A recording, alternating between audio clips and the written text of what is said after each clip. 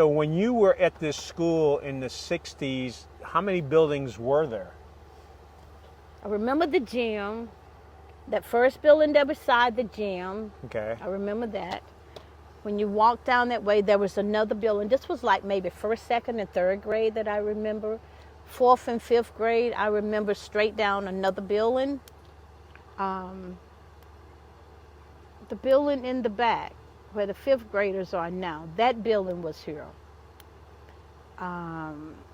The part over on this side is, you know, where the mural is that you've seen? Yes. Take mural and stuff. That part is new. Over on this side was the high school, but that's new.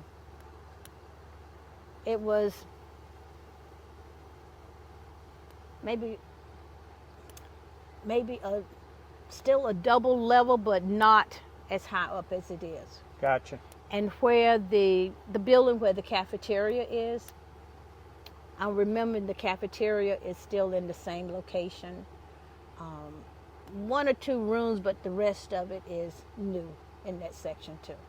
So when did Ernest and his family move off of this land? I don't know. Okay. Well, you know what? I'll need to sit down and talk to Ernest about that. Yeah, I don't know about that. But how about yeah, the ball field? Was that ball field out here? Well, it wasn't so much as a ball field, but that's where we came out and played, and that's where we had May Day. Oh, that's right. You mentioned we that. wrapped the maypoles, and football games was played here, and. Mm-hmm. Who was your best friend back in elementary school? I had a lot of them. I can't That's just because call you were one the person. queen. That's why you had a lot of them. I can't call just one name because might make some others mad because they might say I thought I was Little Mary's best friend. You know? Wait a minute. Did they call you Little Mary? Yeah, I don't know why. They still call me Little Mary. I don't feel little, but yes, I've been called Little Mary for years.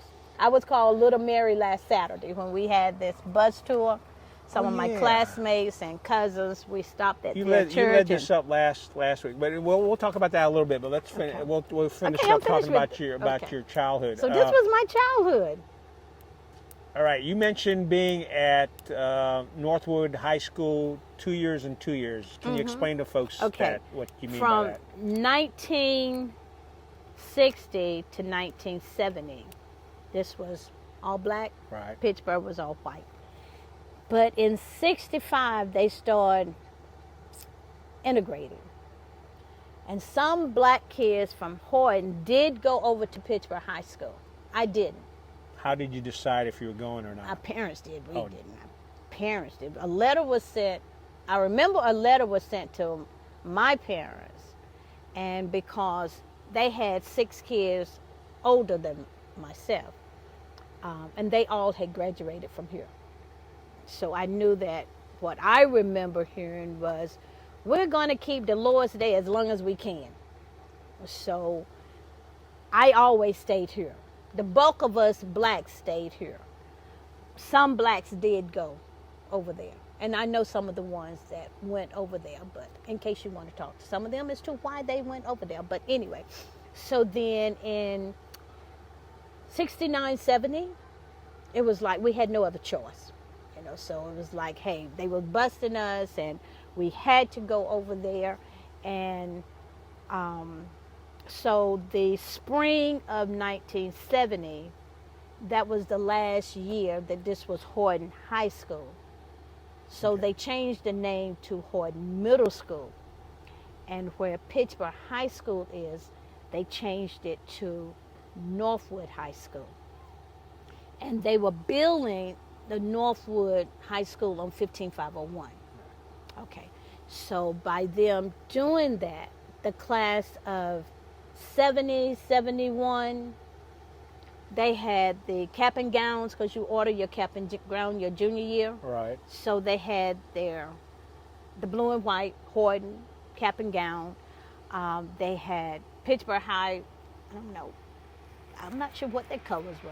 I know they were the Dragons. Might have been, I don't know, maybe black and white or something, but I don't know. But anyway, I don't know either. I don't know what their colors were. But anyway, so the class of 71, they had Horton ring, Horton, cap and gown, and Pittsboro High did the same. By us being over there our junior year, the class of 72. We were the first ones to wear the ring, the green and gold, the Chargers. Right. We were the first to wear the green and gold colors. What else were we the first? Oh, the trophy over there. You know, you play football in the first beginning of the year, like you practice August, September, you play November stuff. Okay, and then you graduate the next year. So the first year was seniors, the green and gold, the Chargers. That trophy over there that said 1971 Tar Heel champion, that's my class. That's a class of 72. You didn't play football. No. Now, were you a cheerleader? I was a letter girl. A letter girl? Yeah, they had little dancers. So, yeah, they had the cheerleaders and they had the little dancers. And I was one of the little dancers. How come that does not surprise me? So I went to all the games. Okay. But then my brother played too. So I went to the games, and like I said, there was a certain time we had to go out and we twirled the baton like the cheerleaders did. But we were the little dancers. Oh, was Perry Harrison the school superintendent back then, or was it somebody else? I believe he was, but I don't know. Because I think he was. I think he was around when the integration started here in Chatham County. That's a possibility, but my world was black, so I can't say that, for sure. But I would say possibility. I ended up serving on a committee with him at one time. Did you know that he draw? He's yes, actually, now. I have seen some of his drawings. He used to give them away, and actually, he gave me one. Yeah, when I ran for school board, I went over and visited him, and we sat down and talked in his room, and he showed me a whole bunch of his drawings. And he was he was good. He was good. He would sit there and talk to you, and while at the same time Exactly. he would talk to you. I was on I was served on a lot of boards. But not the Council on Aging, but the Community College Board. I was on the Council on Aging Board too, but the Community College Board.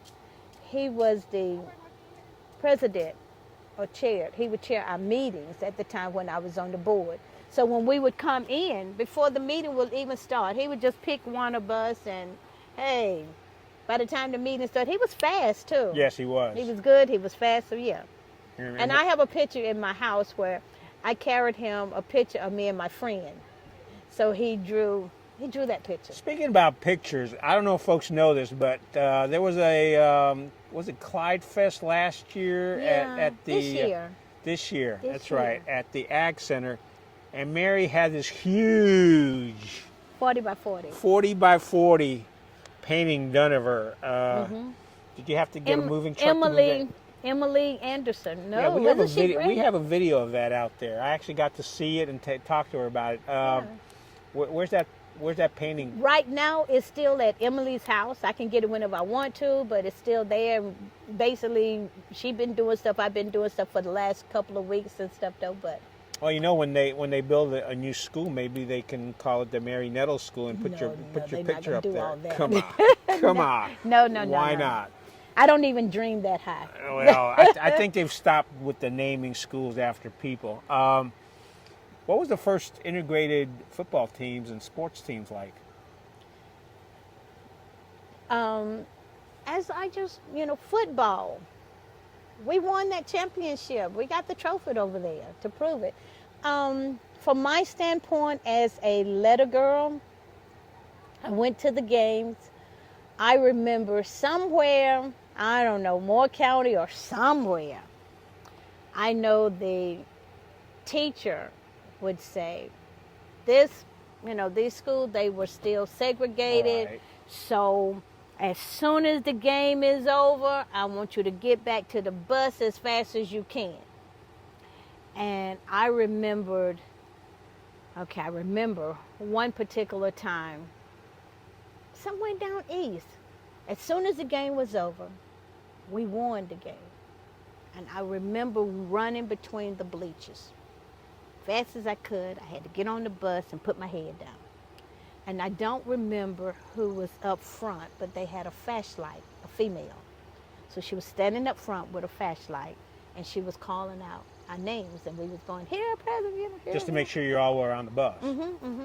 Now, the football players was on a different bus. And I know the guy who drove the bus. And he said, I think this was the same game where they had to park the bus on the field. And they didn't get a chance to go in the locker room and change clothes. They had to wear back to the bus what they played in. And I think there was people rocking the bus and stuff. Okay. Now, like I said, I know some people who can tell that story a little better than me, because I remember just being on a separate bus, getting back as fast as I could with my head down. Right. Well, and not really knowing 100% what was going on, because, like I said, my world had been black, and now all of a sudden, we got these other folks here, and it's like, well, who are these folks? I'd never seen them before, so. And I'm sure they felt the same way about us. I don't think they really had, we were neighbors, but still. You kind of had, like you said, you grew up in the black world. Yeah. And they grew up in a white world. In the same county. In the same county. All right. And I apologize if I seem naive. It's just that, hey, like I said, I grew up in a city environment where we were all already, so that I'm sure it happened earlier than me getting to school in the years that I showed up. But by the time I was there, it was kind of like, oh yeah, it wasn't. And it was racism, I'm sure, a lot more with the older ones than me, because things was changing at the time when I came along. Your favorite memory here at George Moses Horton School? Well, maybe I shouldn't tell this. Yes, you can. No, Come no, on. No. Yes, you can. It was a cornfield, pretty much in the front. Okay. And that place that you bypassed, I never went there. June Reed's, it was a pool hall there. And I heard that it was like a little eating area where you could buy, sandwiches and stuff. I don't know. I didn't ever go there. But there was a cornfield. Right out here, there was a cornfield. And, All right. And one of my girlfriends who kept me in trouble. Did she get whooped too, or did you just just me. You just unfair. We would know when Mr. Taylor was going uptown to get the mail. Okay. So we would leave class, not all the time, because we didn't have money all the time. So we would go down to, it was called Fields. It was a restaurant. Right. As you cross over that little bridge, you know where the gas station is? Yes, I do. That was a restaurant. Okay. A black restaurant. And I just loved some ham, lettuce, cheese, and tomato.